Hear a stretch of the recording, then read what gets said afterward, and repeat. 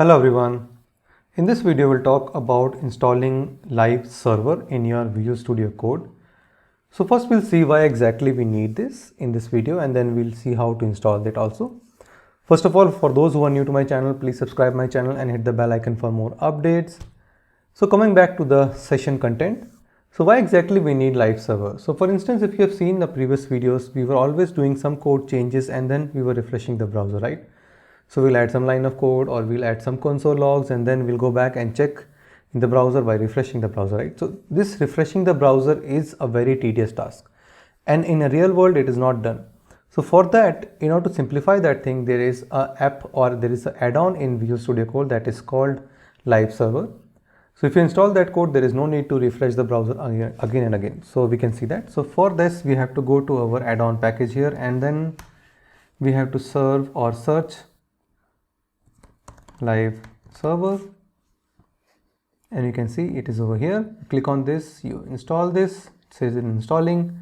Once it is installed, you can find it in the lower side. So I'll just close this. Once it is installed, you can check the go live icon that's coming over here in the right corner in the bottom side.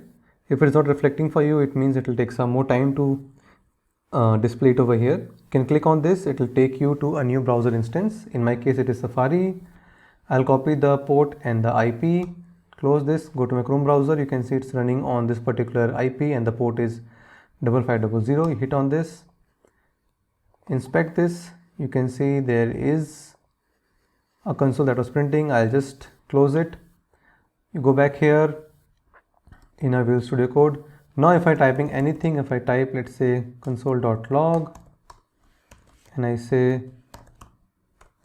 hello world, and I save this. Now in this case it will be printed over here. It's over here, which means there is no need to refresh the browser. And this is the instance that is from my particular file. It has to be refreshed, then only it will display the content. That's over here.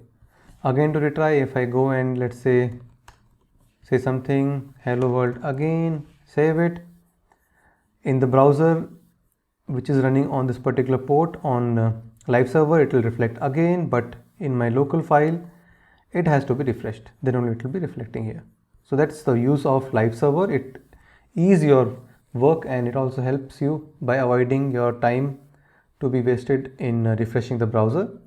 You can see some details that's shown over here. Server is started at port this and the source is LiveServer. It's coming over here. You can just click on this. If you click on this, it will dispose the browser instance. If you click on this, it will say server is offline now. If I go here and if I refresh this, it should not work. So now it's not working.